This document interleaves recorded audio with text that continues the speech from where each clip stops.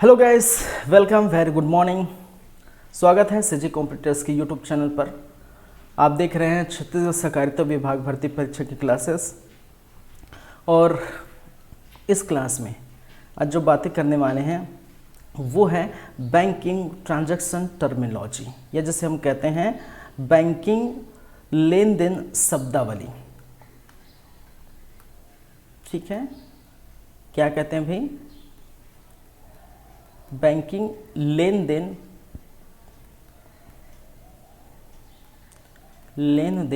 शब्दावली। ठीक है, तो इसका मतलब क्या है, इसका तात्पर्य क्या है कि बैंक में यूज होने वाला है वो शब्दावली हम बातें करेंगे। ठीक है, तो चलिए क्लास को स्टार्ट करते हैं। तो सबसे पहले हम कुछ सिंपल वर्ड से स्टार्ट करेंगे। सिंपल, ठीक है। जैसे सिंपल की बात करें तो एक जिसे हम कहते हैं डेबिट। बैंकिंग शब्दावली में एक शब्द आता है जिसे हम कहते हैं डेबिट। और डेबिट का मतलब क्या होता है भाई? ठीक है, डेबिट का मतलब है कि पैसे गए हैं। पैसे क्या हुआ है? गए हैं। ठीक है, जब आप किसी अकाउंट में पैसे डालते हैं, किसी अदर अकाउंट में या किसी भी अकाउंट में आप पैसे डालते हैं तो मैसेज आता होगा। ठीक है, debit from this account to this account. ठीक है, इसका मतलब जब आप किसी दूसरे अकाउंट में, ठीक है, या अदर अकाउंट जो भी अकाउंट है उसमें आप पैसे डालेंगे तो जो मैसेज आता है आपको डेबिट करके, तो इसका मतलब है कि आपके खाते से दूसरे खाते में पैसे गए हैं। ठीक है, इसको हम कहते हैं डेबिट। तो ये सिंपल आप जानते ही भी होंगे मुझे लगता है, लेकिन कुछ चीज़ें हैं जिसको हम देख लेते हैं। क्रेडिट का मतलब पैसे आए हैं। पैसे क्या हुए हैं? आए हैं या मिल गए हैं, मिले हैं। ठीक है, ये बोल सकते हैं पैसे आए हैं। तो जब कोई व्यक्ति आपके अकाउंट में पैसे डालता है, ठीक है, आप किसी को बोलते हैं भाई मान के चलिए 10,000 डाल दीजिए मेरे अकाउंट में, मुझे ज़रूरत है। ठीक है, या आपके जहाँ काम कर रहे हैं ऑफिस जो भी है तो वहाँ से पैसे आता है तो मैसेज आता होगा क्रेडिट फ्रॉम दिस अकाउंट। ठीक है, तो इसका मतलब क्या है कि आपके अकाउंट में पैसे आए हैं। जब आपके अकाउंट में पैसे आते हैं उसको हम कहते हैं क्रेडिट, और आपके अकाउंट से जब पैसे जाते हैं उसको हम कहते हैं डेबिट। ठीक है, चलिए दूसरी बातें हो गई। अब तीसरी बात है, एक होता है डिपॉजिट। डिपॉजिट का मतलब है पैसे जमा करने से है। क्या है? पैसे क्या करना है? जमा करने से। और एक और होता है जिसे कहते हैं विथड्रॉ।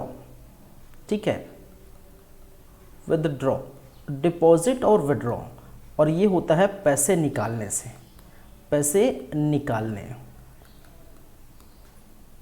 ठीक है, इसका तात्पर्य क्या है? डिपॉजिट का मतलब होता है पैसे जमा करने से। जब आप किसी बैंक में जाते हैं तो बैंक में आप देखते होंगे दो टाइप की स्लिप रखा रहता है। ठीक है, एक रहता है डिपॉजिट फॉर्म और एक होता है विथड्रॉ फॉर्म। ठीक है, दोनों अलग अलग होते हैं। जब डिपॉजिट फॉर्म आप भरते हैं तो 2 पेज का लगभग होता है। 2 पेज मीन्स कहने का मतलब है, ठीक है, इस प्रकार से थोड़ा लेंथ में जो बड़ा रहता है और ये हल्का कटा टाइप रहता है, इस प्रकार से।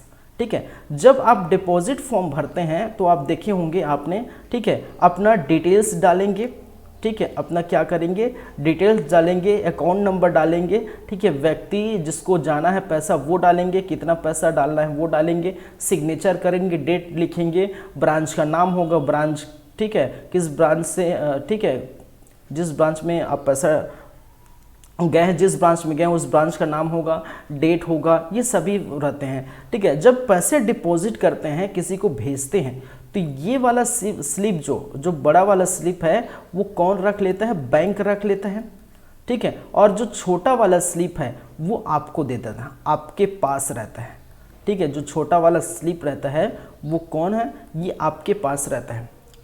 ठीक है, और जब विदड्रॉ का फॉर्म आप भरते हैं, विदड्रॉ, तो एक इस प्रकार से छोटा सा स्लिप रहता है जिसमें आपका डिटेल, ठीक, कितना पैसा आप निकाल रहे हैं, किस ब्रांच में आए हैं, डेट, ठीक है, उस समय का डेट, ठीक है, किस डेट में आए हैं, और सिग्नेचर वगैरह वगैरह करके आप क्या करते हैं, फॉर्म भरते हैं। तो इस प्रकार से क्या होता है, एक होता है डिपॉजिट और एक होता है विदड्रॉ। डिपॉजिट में पैसा हम जमा करते हैं, अपने अकाउंट में जमा करिए, ठीक है, या दूसरे के अकाउंट में जमा करिए, किसी भी अकाउंट में जमा करिए, ठीक है, तो उसको हम कहते हैं डिपॉजिट।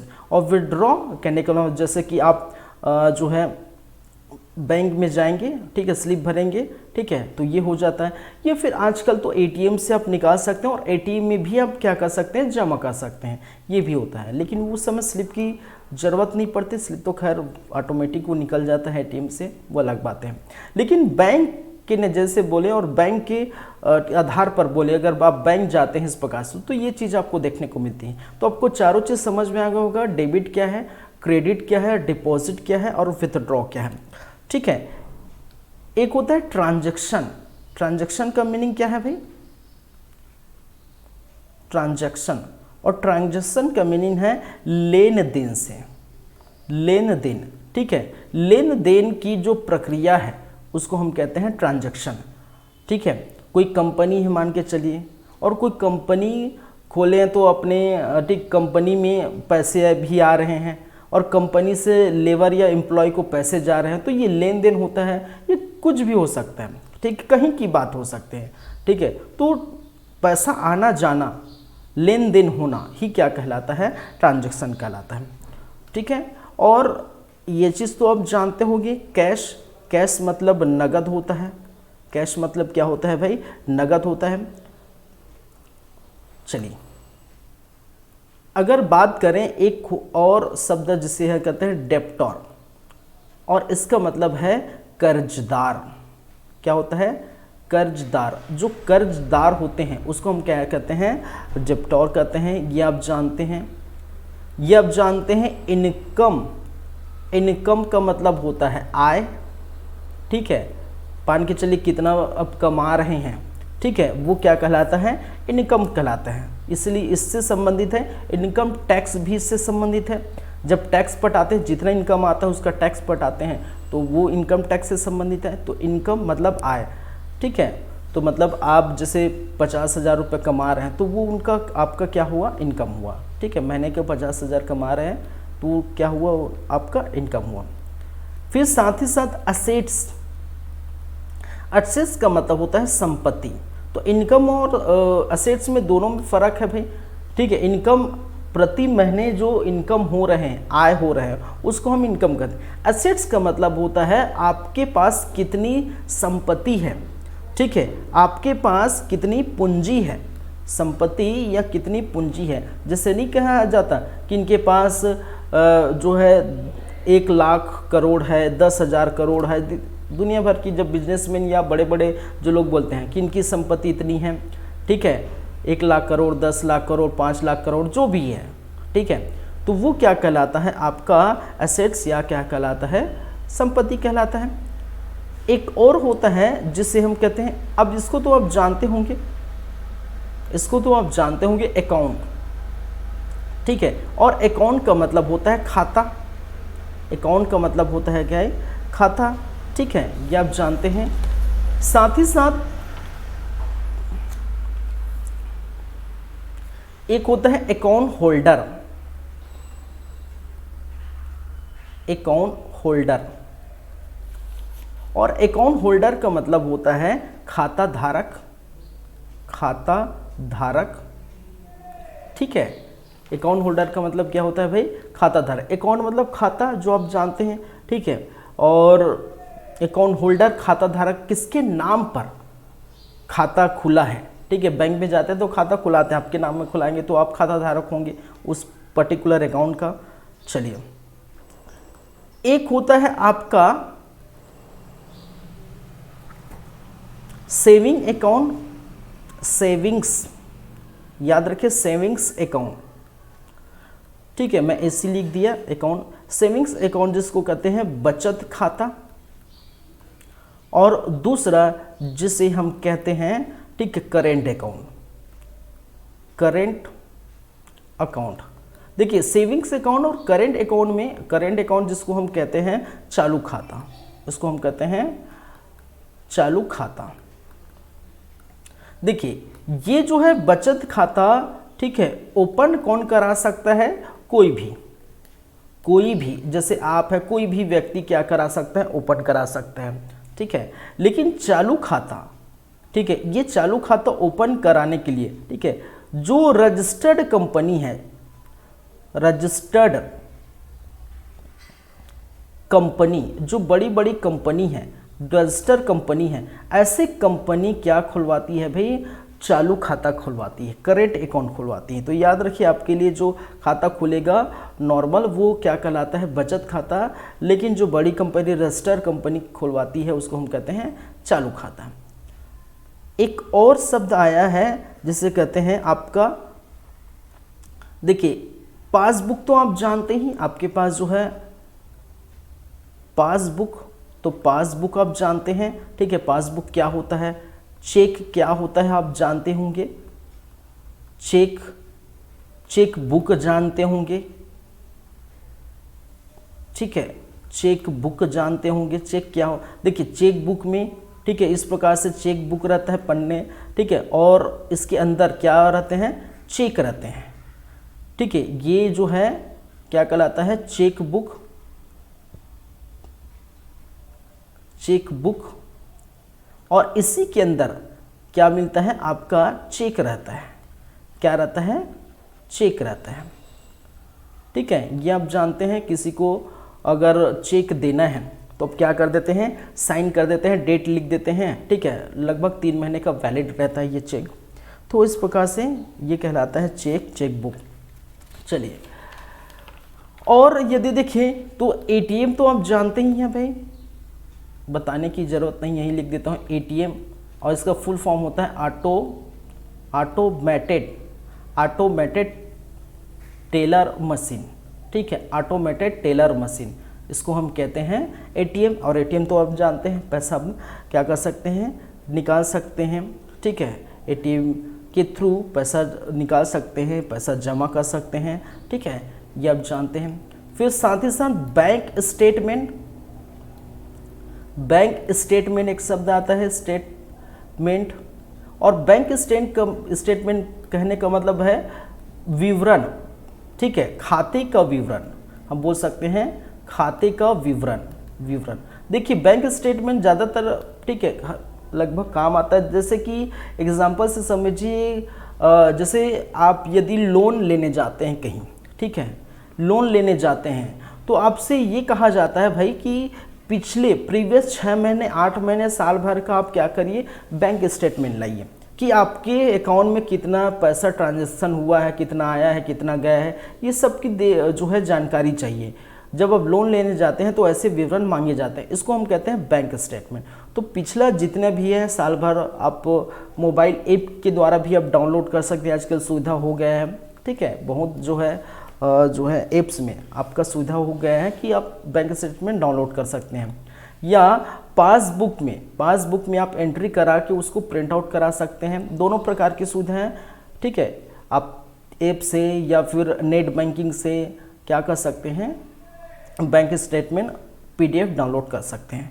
चलिए, एक होता है एफडी, एक होता है आपका, यही लिख देता हूँ एफडी, जिसको कहते हैं क्या बोलते हैं? फिक्स्ड अकाउंट, ठीक है, फिक्स्ड डिपॉजिट कहते हैं, फिक्स्ड डिपॉजिट, इसको कहा जाता है फिक्स्ड डिपॉजिट। और फिक्स्ड डिपॉजिट का मतलब होता है, देखिए कुछ समय के लिए ब्याज पर आप क्या करते हैं? रखते हैं पैसा, 4 साल, 5 साल, 8 साल, 10 साल जो भी है, तो वो आपके लिए सिक्योर रहता है, वो क्या आता है? फिक्स्ड डिपॉजिट, ठीक है। तो ये सारी जो चीज़ें हैं ये नॉर्मल है, एकदम सिंपल। हमने कहा है स्टार्टिंग में ही कि सिंपल से हम क्या करेंगे? स्टार्ट करेंगे। तो जैसे आप देख रहे हैं, डेबिट पैसे गए, क्रेडिट पैसे आए हैं, डिपॉजिट पैसे जमा करना है, विदड्रॉ का मतलब होता है पैसे निकालने से है, ट्रांजैक्शन का मतलब है लेन देन से है, कैश का मतलब नगद से है, डेब्टर का मतलब है कर्जदार, इनकम का मतलब है आय, ठीक है। असेट्स का मतलब है संपत्ति, अकाउंट का मतलब है खाता, अकाउंट होल्डर खाता धारक, सेविंग अकाउंट जिसको बचत खाता कहते हैं, ठीक है। और करेंट अकाउंट चालू खाता कहते हैं, पासबुक जानते हैं, चेक बुक जानते हैं, एटीएम जानते हैं, ठीक है। बैंक स्टेटमेंट मैंने बताया खाते का विवरण है, एफडी फिक्स डिपॉजिट ये भी आप क्या करते हैं, ठीक है, अब रखते हैं। चलिए, तो ये सारी चीज़ें हैं और कुछ ऐसी चीज़ें हम बात करेंगे, ठीक है।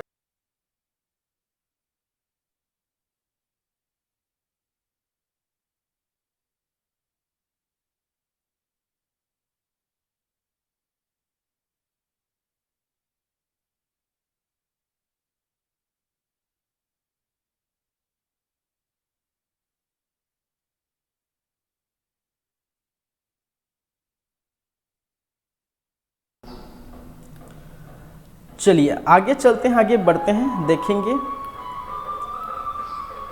एक्चुअली जैसे कि मैंने कहा कि गणेश चतुर्थी है, चल रहा है भाई, और अभी 2 दिन और चलेगा, आज कल, तो थोड़ा दिक्कत आपको हो रहा होगा, लेकिन क्या कर सकते हैं हम, थोड़ा इसको, ठीक है।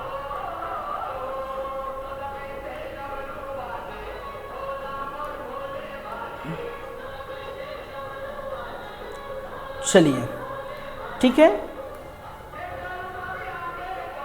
अब थोड़ा अलग, कुछ अलग चीज़ें हम देखेंगे। अब जैसे कि बैलेंस चेक एक होता है,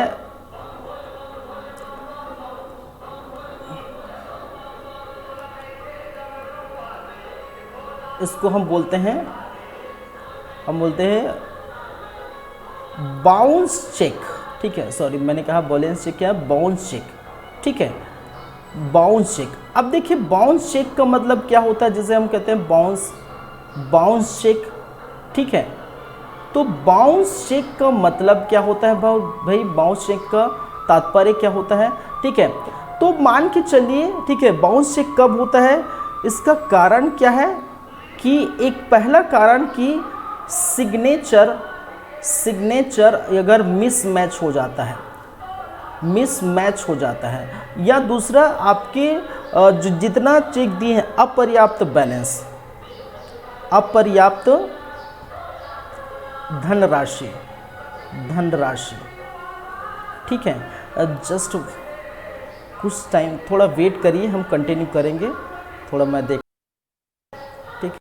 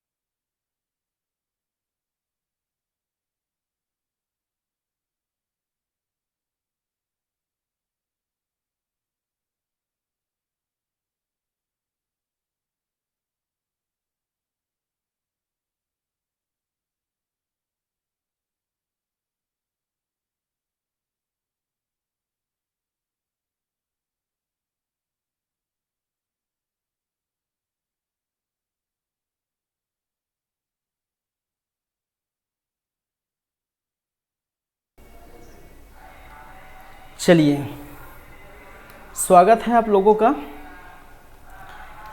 एक बार फिर से। एक्चुअली मैं लाउड स्पीकर बंद करवाने गया था क्योंकि डिस्टर्बेंस ज़्यादा हो रहा था। मैं सोचा भाई कम से कम आधे घंटे के लिए बंद कर दीजिए, ठीक है। तो अभी तो बंद हो चुका है। चलिए तो समझते हैं बाउंस चेक होता क्या है। देखिए किस कंडीशन में चेक बाउंस होता है। चेक बाउंस कहने का मतलब है, ठीक है, यदि आपने क्या किया है, किसी बंदे को चेक दिया है, समझिएगा कि भाई मेरे अकाउंट में ये, ठीक है, पैसा है, और आपने क्या किया, मान के चलिए आपने क्या किया, ठीक है, 10,000 का चेक दिया कि 10,000 का जो पैसा है आप निकाल लीजिए, ठीक है। आप इस प्रकार से आपने क्या किया, चेक दिया। अब किस कंडीशन में चेक बाउंस हो सकता है। चेक बाउंस का मतलब क्या है, एक तो सिग्नेचर मिसमैच होगा, ठीक है। आपने जो बैंक में सिग्नेचर किए हैं और जो चेक में सिग्नेचर हुआ होगा, उन दोनों का क्या करेंगे, मैच करते हैं। अगर सिग्नेचर मिसमैच पाया जाता है तो उस चीज़ को हम कहते हैं चेक बाउंस हो गया, भैया आपको पैसा नहीं देंगे, नहीं मिलेगा आपको पैसा, ठीक है। आप जिसके पास है चेक, जिससे लाए हो उनसे बात करिए।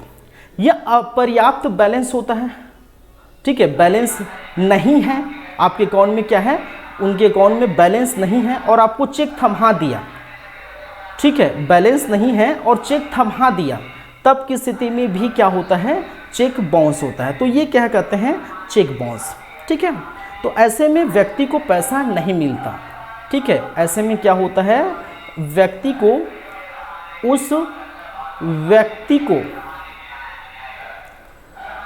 पैसा नहीं मिलता, ठीक है, याद रखिए, नहीं मिलता, उस व्यक्ति को पैसा नहीं मिलता, ठीक है। जब चेक बाउंस हो जाता है तो उस व्यक्ति को पैसा नहीं मिलता, ये आप जानते हैं, ठीक है। एक होता है दिवालिया, ठीक है।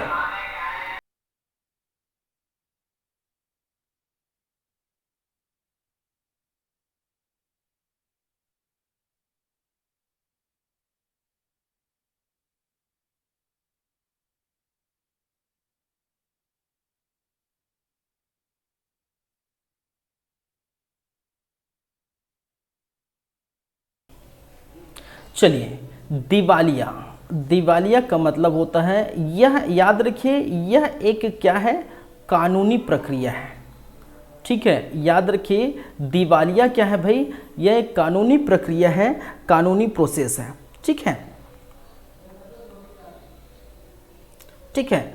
और ये दिवालिया याद रखिए, ये घोषित कौन करेगा, याद रखिए दिवालिया घोषित कौन करेगा, ये न्यायालय घोषित करती है, न्यायालय घोषित करती है, ठीक है। फॉर द एग्जाम्पल आप समझिए कि आपने कहीं से क्या किया है, लोन लिया है, किसी बैंक से आपने क्या किया है, लोन लिया, और आप लोन क्या नहीं कर पा रहे हैं, लोन पे नहीं कर पा रहे हैं, पे नहीं कर पा रहे हैं, ठीक है।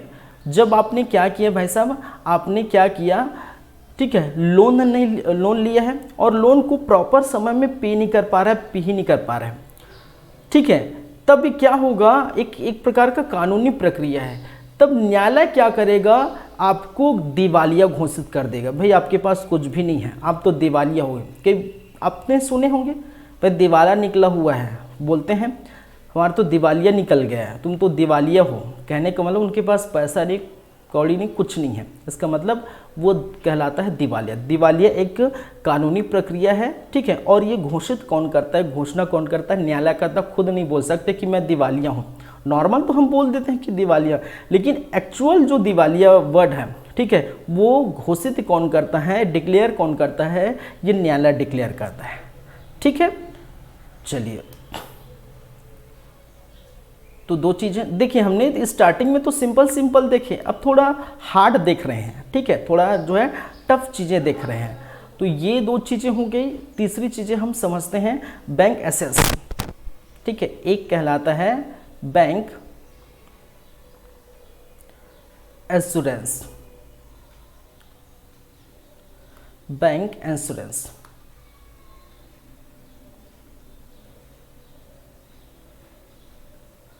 चलिए बैंक इंश्योरेंस का मतलब क्या है, ठीक है, कि जो बैंक है, कोई भी बैंक है और इंश्योरेंस कंपनी के बीच, किसकी कंपनी के बीच, बीमा कंपनी, जो बीमा कंपनी है, बैंक और बीमा कंपनी, इन दोनों के बीच क्या बनाया जाता है, संबंध। इन दोनों के बीच के संबंध को हम क्या कहते हैं, संबंध को क्या कहते हैं, बैंक इंश्योरेंस कहते हैं। और इसके तहत ग्राहक को क्या मिलता है भाई, ग्राहक को बीमा का फायदा मिलता है।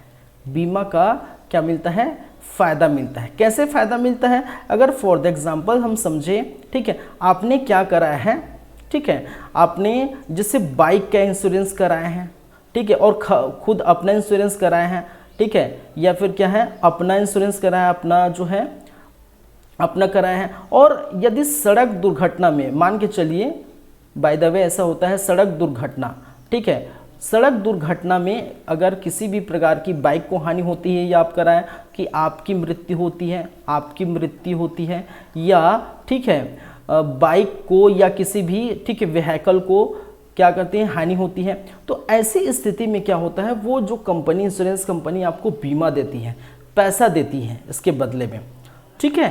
तो आप जानते हैं इस बात को, सड़क दुर्घटना के लिए, ठीक है, बाइक के लिए, इसीलिए कहा जाता है आप बीमा कराइए। जो है आप अगर जाएंगे, ठीक है, कहीं बाइक से जा रहे हैं, पुलिस पकड़ लिया, तो आपको चेक किया जाता है, ठीक है, पीवीसी है कि नहीं, पॉल्यूशन, ठीक है, पीवीसी है कि नहीं, तो पीवीसी का सर्टिफिकेट दिखाएंगे, ठीक है, और आपके पास जो भी डॉक्यूमेंट है वो, और साथ ही साथ क्या देखते हैं, बैंक के इंश्योरेंस देखते हैं कि आपका बैंक इंश्योरेंस, जो बाइक का इंश्योरेंस, सॉरी, बाइक का इंश्योरेंस देखते हैं कि आपका बाइक का इंश्योरेंस है कि नहीं, ठीक है, अगर है तो सही है, नहीं है तो फिर उसको फाइन 2000 के समथिंग उसका फाइन भी रहता है, इस प्रकार से। तो ये होता है, ठीक है, इनका कराना भी क्या है, जरूरी होता है, तो याद रखिए, ठीक है। चलिए, एक आपने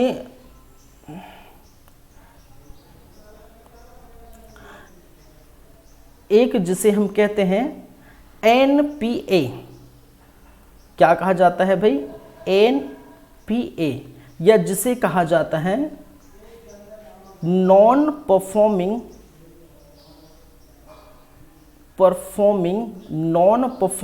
असेट्स, ठीक है, नॉन परफॉर्मिंग असेट्स। अब देखिए, नॉन परफॉर्मिंग असेट्स या जिसे हम कहते हैं एनपीए, ये क्या होता है, ठीक है, ठीक है, मान के चलिए कोई व्यक्ति है, ठीक है, कोई व्यक्ति है और इन्होंने क्या किया है भाई साहब, लोन लिया है, ठीक है, किसमें, ईएमआई में, किसी बैंक से कोई व्यक्ति है, ठीक है, कोई भी बैंक है, उस बैंक से उन्होंने क्या किया, लोन लिया, ईएमआई से लोन लिया, ठीक है, और जब ये ईएमआई समय समय पर नहीं पटाते, याद रखिए, जब ईएमआई समय समय पर क्या करते हैं, नहीं पटा पा रहे हैं, पा रहे हैं, ठीक है, जब ये ईएमआई क्या होता है, समय समय पर नहीं पटा रहे हैं, ठीक है, तो उस अकाउंट को, ठीक है, जिससे आप लोन लिए हैं, उस अकाउंट को जिससे आप लोन लिए हैं, ऐसे अकाउंट को, ठीक है, क्या कहा जाता है, ऐसे अकाउंट को एनपीए कहा जाता है, नॉन परफॉर्मिंग एसेट्स।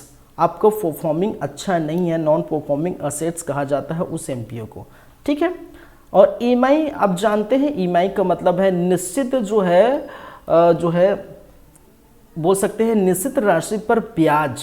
जैसे आप मोबाइल भी लेते हैं, ईएमआई से क्या करते हैं, मोबाइल भी लेते हैं, आप जानते हैं कि भाई, ठीक है, 15,000 का मोबाइल है और आपने ईएमआई भर रहे हैं 1,000 2,000 हर महीने, ठीक है, तो इस प्रकार से ईएमआई में बहुत सारे सामान भी ले सकते हैं, ठीक है, मोबाइल लेते हैं और बैंक से लोन लेते हैं तो ईएमआई भरते हैं, ठीक है, तो ये चलिए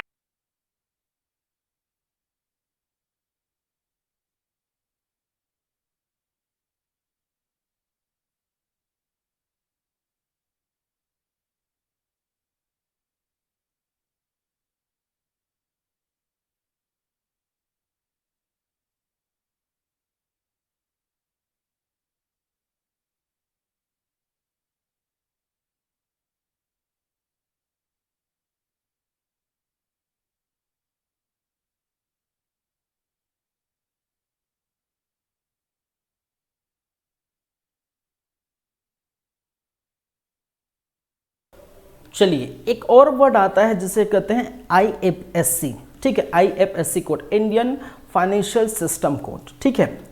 याद रखिए IFSC कोड क्या है, एक यूनिक कोड होता है, ठीक है।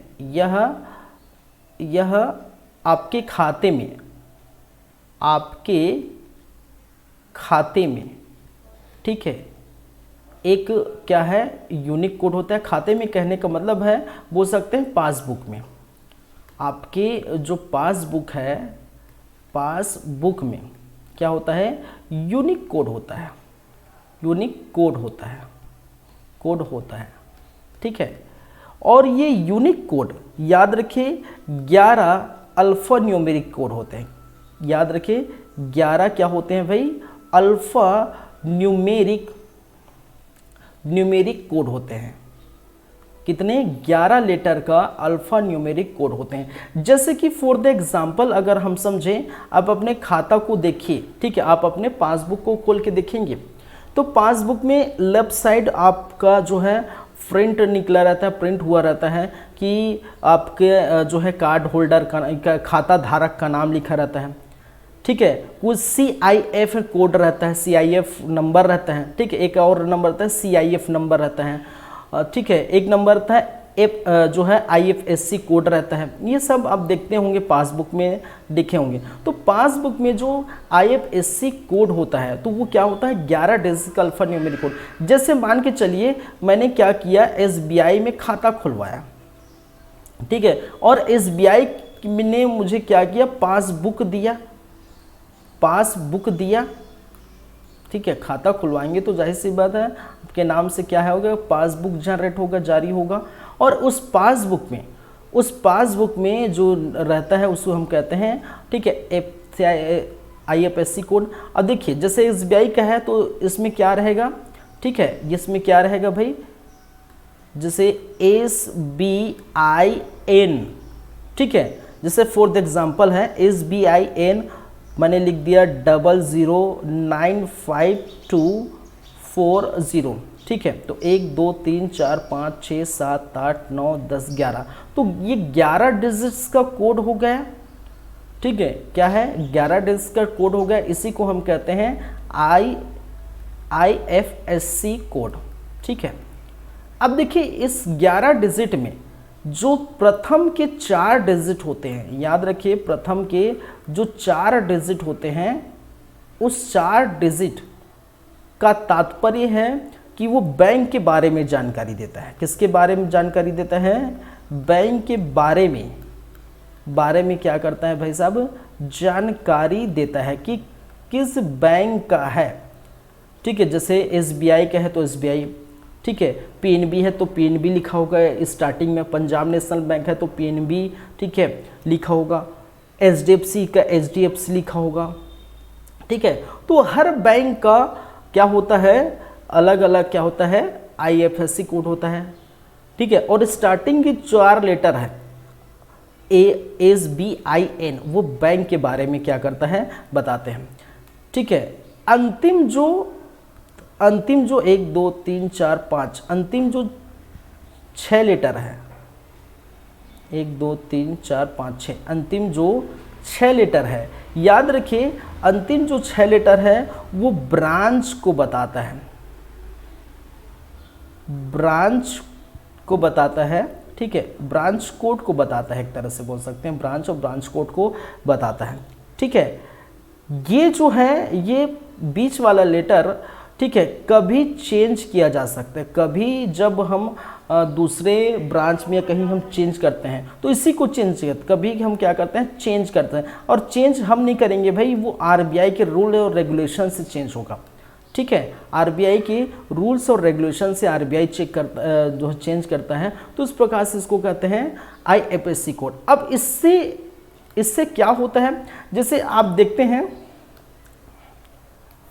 जब आप देखते हैं कि आप क्या करें, किसी को ऑनलाइन पेमेंट करते हैं, समझिएगा, ऑनलाइन पेमेंट, ठीक है। और जब ऑनलाइन पेमेंट की जाती है तो देखेंगे आप नेट बैंकिंग यूज़ करेंगे, ऑनलाइन पेमेंट, जैसे कि for the example net banking, net banking आप यूज़ करते हैं तो उसमें आपको नज़र आता है इस प्रकार से स्क्रीन में, ठीक है। क्या नज़र आता है कि भाई आप क्या भरेंगे, क्या भरेंगे, खाता धारक का नाम होता है, ठीक है। एक तो मान के चलिए, मान के चलिए ये क्या है, आपका अकाउंट नंबर होता है, ठीक है। और अकाउंट नंबर रिपीट करने के लिए बोला जाता है, ठीक है। अब मैंने लिखा 1 2 3 4 5 6, ठीक है। इस प्रकार से अकाउंट नंबर 11 अंकों का लगभग रहता है, ठीक है, किसमें, SBI में। तो ये आप रहता है, और ये जो है अकाउंट नंबर रिपीट करने के लिए रहता है। तो अकाउंट नंबर जब रिपीट की जाती है तो इस प्रकार से आपको ये दिखाई नहीं देता, ठीक है, ये आपको दिखाई नहीं देता, ठीक है।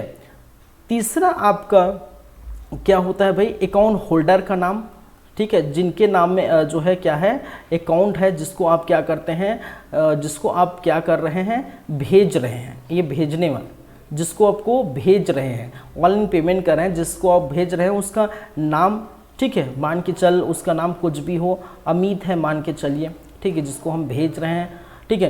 फिर जो रहता है वो क्या रहता है, IFSC कोड रहता है, ठीक है। हालांकि ये ऊपर नीचे जो भी है वो अलग है, ठीक है, कभी ये ऊपर रहता है, नेम पहले रहता है, फिर अकाउंट नंबर, फिर IFSC कोड रहता है, ठीक है। और जब IFSC कोड, ठीक है, SBIN ऐसा कुछ डालेंगे, समथिंग जो भी रहेगा, तो आप जो है इससे क्या हो सकता है, ऑनलाइन पेमेंट करते थे, फंड ट्रांसफ़र कर सकते हैं, फंड ट्रांसफ़र कर सकते हैं। तो इसका मतलब इसका यूज़ कहाँ होता है भाई, इसका यूज़ क्या हो रहा है, ठीक है, जो IFSC कोड है उसका यूज़ कहाँ हो रहा है, फंड ट्रांसफ़र में इसका क्या किया जाता है, यूज़ होता है।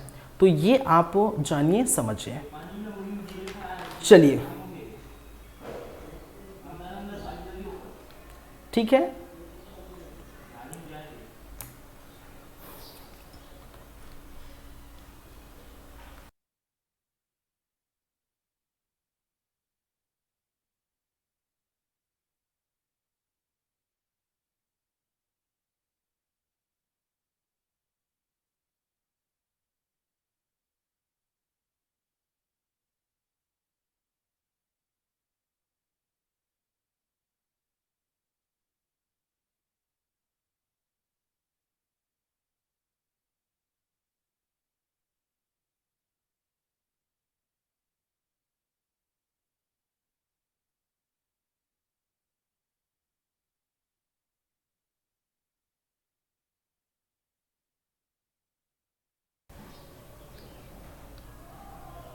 चलिए, ये समझ गया है, IFSC कोड समझ गए, ठीक है। तो ऑनलाइन लेन देन के लिए, फंड ट्रांसफ़र के लिए आप क्या कर सकते हैं, यूज़ कर सकते हैं।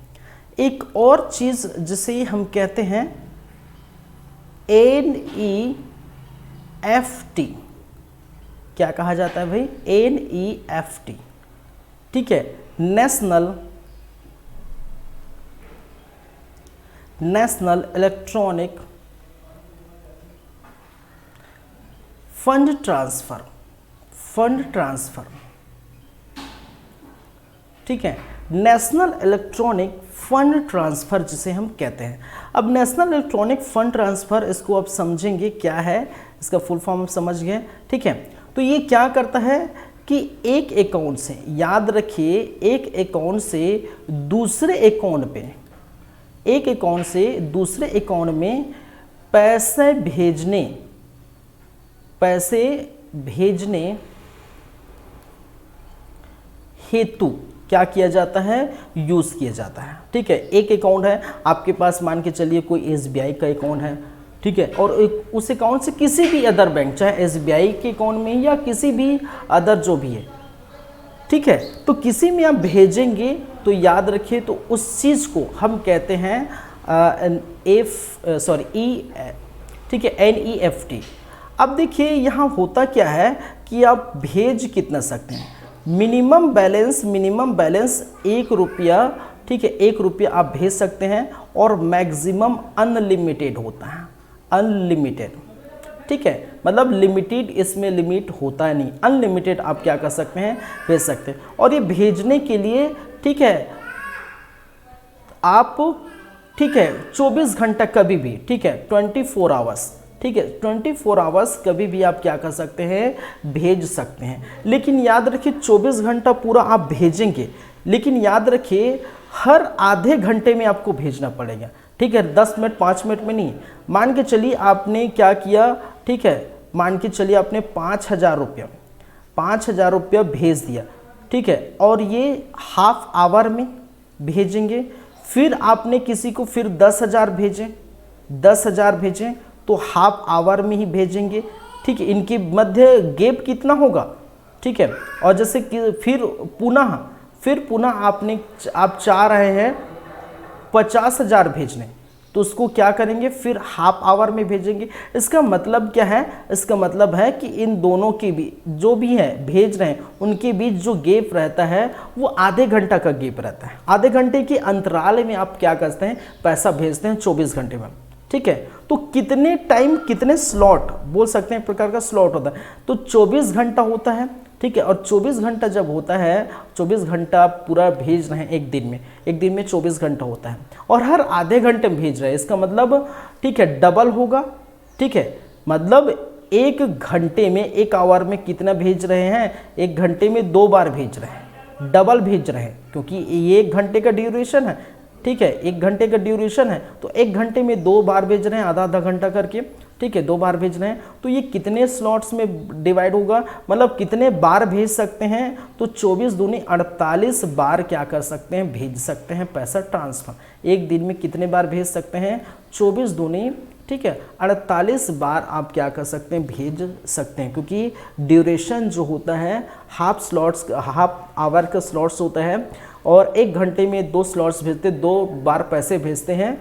और यदि 24 घंटे की बात करें तो उसको इंटू कर दें, इंटू 2, 24 दूनी 48 बार आप क्या कर सकते हैं, 48 बार आप क्या कर सकते हैं, ठीक है, NEFT कर सकते हैं, 48 बार, ठीक है, आप क्या कर सकते हैं, भेज सकते हैं फंड ट्रांसफर। तो ये क्या है, फंड ट्रांसफर एक अकाउंट से दूसरे अकाउंट में भेजने का एक क्या है, तरीका है, ठीक है। चलिए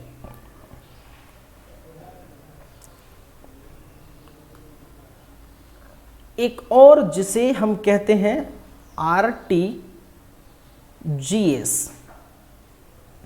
RTGS, इसका फुल फॉर्म क्या है भाई, रियल टाइम, याद रखिए, रियल टाइम ग्रॉस,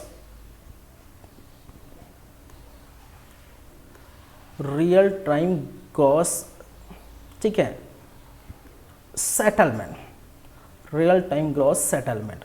अब रियल टाइम ग्रॉस सेटलमेंट क्या होता है, इसमें भी याद रखिए, इसमें भी, ठीक है, इसमें भी जो है क्या कर सकते हैं, एक अकाउंट से, इसमें भी क्या कर सकते हैं, एक अकाउंट से दूसरे अकाउंट में, एक अकाउंट से दूसरे अकाउंट में फंड ट्रांसफ़र होता है, फंड क्या होता है, ट्रांसफ़र होता है, ठीक है। तो ऑनलाइन ट्रांजैक्शन करने के लिए सुविधा है कि एक अकाउंट से दूसरे अकाउंट में, इसमें भी आप क्या कर सकते हैं, फंड ट्रांसफ़र कर सकते हैं। लेकिन याद रखें इसमें कुछ होता है, इसमें कुछ लिमिट होती है। मिनिमम जो बैलेंस होगा वो याद रखिए 2 लाख का होता है, और मैक्सिमम बैलेंस होता है वो, ठीक है, ये भी अनलिमिटेड होता है, ठीक है, अनलिमिटेड होता है, ठीक है, कितना भी आप क्या कर सकते हैं, भेज सकते हैं। और ये भी क्या है, 24 आवर्स क्या कर सकते हैं, 24 आवर्स भेज सकते हैं, ठीक है। तो उसमें लिमिट कितनी थी, स्टार्टिंग मिनिमम जो है लिमिट थी वो 1 रुपया थी, और उसमें क्या है 2 लाख से अनलिमिटेड तक क्या कर सकते हैं, भेज सकते हैं। एक और है, इसको भी मैं यहाँ लिख देता हूँ, सेम है, एक होता है IMPS, ठीक है, और इसी को हम कहते हैं, ठीक है, इमीडिएट पेमेंट सर्विस। और इमीडिएट पेमेंट सर्विस यहाँ भी क्या होता है कि एक अकाउंट से दूसरे अकाउंट में जब पैसा भेजते हैं तो उसको भी कहते हैं, लेकिन ये क्या होता है, फास्ट ट्रांजैक्शन होता है, क्या होता है भाई, फास्ट ट्रांजैक्शन होता है। इसका मतलब क्या है कि ये बहुत तेज़ी से आप भेजें और तुरंत आप क्या कर सकते हैं, निकाल सकते हैं या जो भी कर सकते हैं वो हो सकता है। इसमें याद रखिए जो लिमिट है उसमें मिनिमम जो है लिमिट याद रखिए 1 रुपये है और मैक्सिमम रखा गया है मैक्सिमम 2 लाख, 2 लाख तक लिमिट। अब फिर यही बात आती है, ये भी क्या है 24 आवर्स क्या कर सकते हैं, भेज सकते हैं। ठीक है, तो IMPS ये भी क्या है, ऐसा प्रोसेस है जो हम क्या कर सकते हैं, एक अकाउंट से दूसरे अकाउंट फंड ट्रांसफ़र करते हैं, लेकिन ये फास्ट होता है, ट्रांजैक्शन क्या होता है, फास्ट होता है। ठीक है, तो ये आप क्या कर सकते हैं, याद रखिए। चलिए, एक और होता है जिसे हम कहते हैं IMCR। ठीक है, IMCR जिसको हम कहते हैं मैग्नेटिक इंक कैरेक्टर रिकॉग्नाइज। ठीक है, या इसको कई बार रीडर भी बोल देते हैं। अब देखिए इसमें होता है ये एक प्रकार का जो है 9 डिजिट का, याद रखिए 9 डिजिट का क्या होता है, कोड होता है। क्या होता है, 9। जब आप देखते हैं, देखिए जैसे कि एक चेक बुक है, मान के चलिए आपने क्या किया, चेक बुक दी। ठीक है, ये क्या है, चेक। ठीक है, चेक है, मान के चल, चेक बुक में क्या रहता है, चेक रहता है। तो चेक है और चेक में पूरा डिटेल जो भी लिखा होगा, किसको जो है किसको पैसा भेज सकते हैं, क्या अकाउंट, और यहाँ पर इस नीचे इस जो है ब्लॉक में क्या रहता है। ठीक है, इस प्रकार से नंबरें लिखी रहती है। ठीक है, इस प्रकार से क्या होती है, नंबरें लिखी रहती है। ठीक है, नंबरें लिखे रहते हैं और साथ ही साथ में 4 टाइप के क्या होते हैं, सिंबल्स होते हैं। ठीक है, सिंबल्स होते हैं। ठीक है, कुछ इस प्रकार से सिंबल्स होते हैं, जैसे 1 2 लिखा है, 1 2 3 4 ऐसे लिखा है, फिर बीच में ठीक है ये डबल्स, ये ऐसा करके एक सिंबल्स होता है, ऐसे आपने देखे होंगे। ठीक है, फिर कुछ समथिंग जो है, फिर मैंने लिखा 4 8 7 9। ठीक है, फिर ये किस इस प्रकार से ठीक है सिंबल्स होता है, डबल सिंबल्स। इस प्रकार से 4 टाइप के क्या होते हैं, सिंबल्स वहाँ पर देखने को मिलते हैं, ये भी आप याद रखें। और यहाँ पर जो बीच के पोर्शन में ये जो होता है, ठीक है, इसी को हम बोलते हैं क्या है, 9 अंक का। ठीक है, हालांकि मैं 3 लिखा हूँ। ठीक है, यहाँ पर 9 अंक, 9 डिजिट का, 9 अंक का, 9 डिजिट का, 9 डिजिट का क्या होता है, आपका कोड होता है। और इसी कोड को इंक के द्वारा क्या किया जाता है, पढ़ा जाता है। देखिए ये चीज़ें मैं कंप्यूटर की क्लास में प्रॉपर अच्छे से बताया हूँ। एक मैंने जो है चेक लिया और चेक लेकर वहाँ समझाया भी हूँ कि ऐसा ऐसा होता है। ठीक है, तो कंप्यूटर क्लास भी आप देखेंगे अगर ये देख रहे हैं, क्योंकि भाई वो भी सिलेबस में है, तो आप जाके देख सकते हैं, प्लेलिस्ट में पड़ा होगा कंप्यूटर की क्लासेस। तो वहाँ पर मैंने जब ठीक है आई थिंक मैंने इनपुट आउटपुट डिवाइस जब पढ़ाया है, ठीक है, इनपुट आउटपुट डिवाइस पढ़ाया है, तो उस समय मैंने बताया था MICR। ठीक है, तो वो आप क्या कर सकते हैं, देख सकते हैं। चलिए, ठीक है,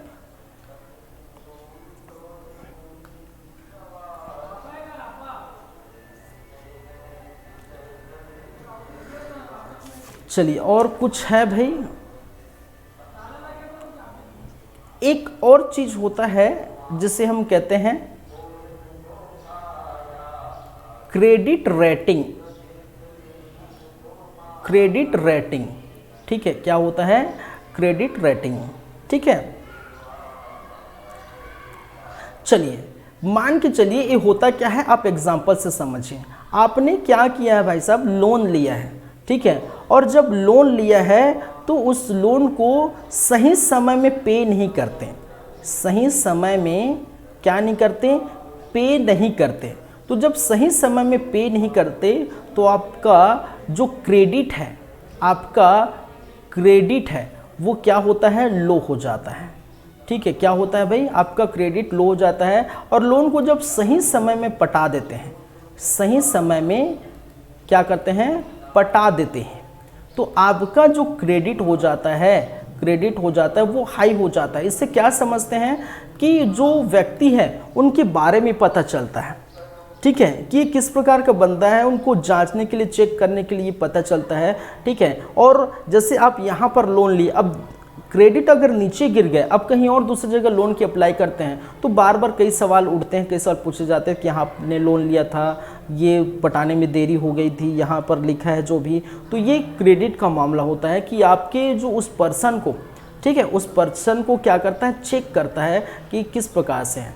तो ठीक है, इसको कहते हैं रेटिंग, ठीक है, रेटिंग समझते हैं। रेटिंग अगर अच्छा है तो हाई हो जाता है, मतलब ठीक है हाई हो जाता है, और कम है तो उसको लो समझते हैं। तो आपकी जो रेटिंग है आपके अकाउंट की, आपके जो है लोन देने जो है पूरा पे करने की जो है क्रेडिट है, ठीक है, नहीं पटाते थे कम हो जाता है, और पटा देते हैं तो नीचे गिर जाता है। तो कुछ शब्द हैं, ठीक है। और इससे संबंधित अब देखिए कुछ क्रेडिट कार्ड, एक डेबिट कार्ड सा होता है, डेबिट कार्ड होता है, और वो होता है क्रेडिट कार्ड, क्रेडिट कार्ड, ठीक है। तो आप जानते हैं इसको, ठीक है। डेबिट कार्ड शॉपिंग वगैरह किसी के लिए आप क्या करते हैं, पैसों की जगह इस्तेमाल आप करते हैं, पैसे निकालने के लिए लेन देन करते हैं। लेकिन डेबिट कार्ड में ये है कि जब आपके पास पर्याप्त बैलेंस है, आपके पास अकाउंट में बैलेंस है, खाता में बैलेंस है, तभी आप क्या कर सकते हैं, शॉपिंग करना है तो शॉपिंग कर सकते हैं, पैसा निकालना है तो पैसे निकाल सकते हैं, कुछ भी कर सकते हैं, ठीक है।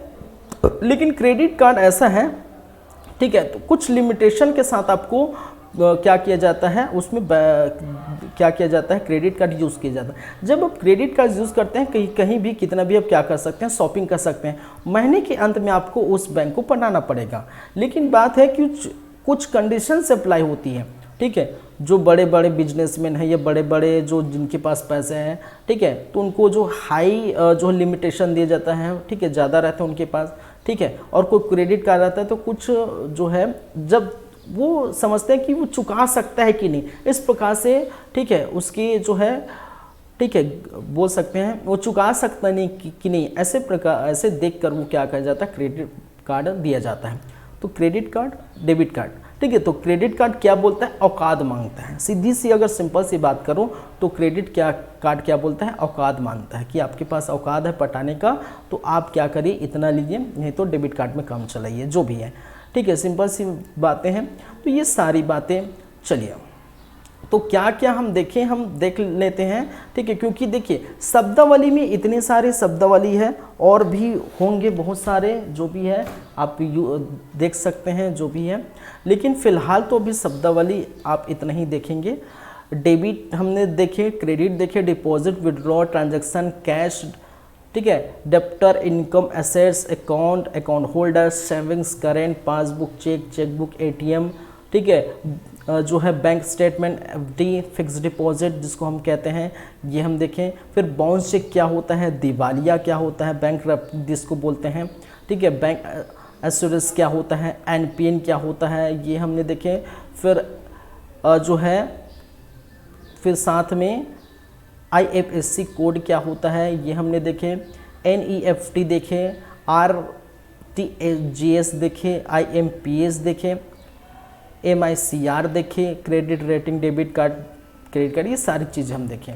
तो ये जो है सिंपल सी बातें थी, और जो आप, ठीक है, कुछ तो जानते ही होंगे, और कुछ जो है आप देखे होंगे। तो इस प्रकार से चीज़ें आपको देखने को मिलती हैं। क्लियर है? चलिए तो हम मिलते हैं नेक्स्ट टाइम, और नेक्स्ट टाइम हम बातें करेंगे एक नया टॉपिक, हो सकता है जो है आपका बैलेंस शीट वगैरह, बहुत सारी चीज़ बचा है, बैलेंस शीट, लेन देन, पूंजी, ठीक है, और बहुत सारे गैर निष्पादित का कुछ है जो बचा है, जिसको थोड़ा अगर देखें तो क्या क्या है भाई, ये थोड़ा हम देख लेते हैं।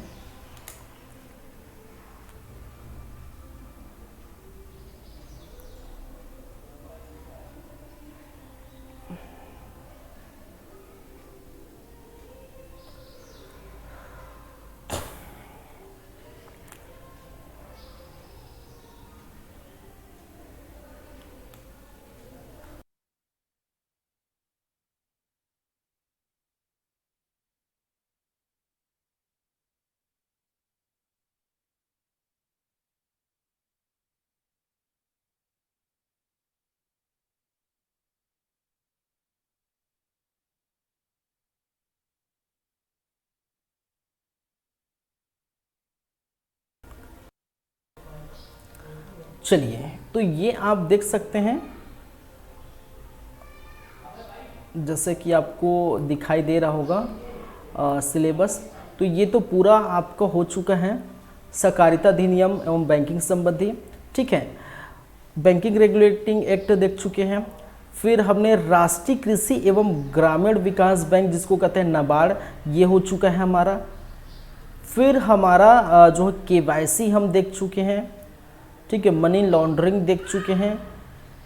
फिर बैंकिंग लेन देन शब्दावली अभी जस्ट देखें, और बाकी रह गया है एक तो कार्यशील अंश पूंजी, कार्यशील पूंजी, फिर जो है अंश पूंजी एवं देनदारियाँ, संपत्ति एवं देनदारियाँ, बैलेंस शीट, लाभ हानि खाता, गैर संपादित परिसंपत्ति, निक्षेप, बीमा, प्रत्यक्ष गारंटी निगम, ठीक है, जमा एवं ऋण योजनाएं, और वित्तीय मापकों संकेतकों की संबंधित जानकारी। तो ये लगभग 7 से 8 जो है टॉपिक बाकी है। तो मान के चलिए 10 क्लास, अभी 7 से 10 क्लास हम बोल सकते हैं और होगा। चलिए जो भी है, तो हो सकता है हम क्या देखें, कार्यशील पूंजी, अंश पूंजी, देनदारी और बैलेंस शीट, दोनों तीनों में से कोई एक हम पढ़ेंगे, ठीक है, नेक्स्ट क्लास में, तो वो हम बातें करेंगे। चलिए, तो यहाँ पर क्लियर है बातें भाई? तो क्लियर है बातें, तो हम चलते हैं और क्लास को आज यहीं पर रोकते हैं, ख़त्म करते हैं। नेक्स्ट क्लास में फिर मुलाकात होगी। धन्यवाद, थैंक यू।